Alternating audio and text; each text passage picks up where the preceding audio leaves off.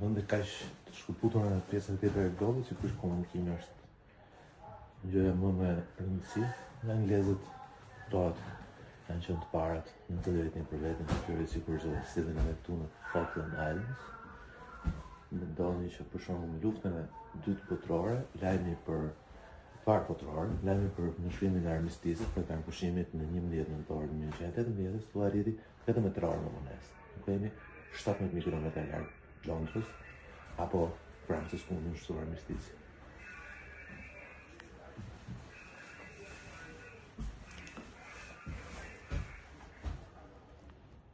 Në 1897 janë vendosur telefonat e parë në këtë ishull. Dhe sot sa e dile, edhe në udhëtimin që u bërë në ishull, sinjali mobil është i dobët, pothuajse janë ekzistente për vendasit, por komunikimi me radio është perfekt.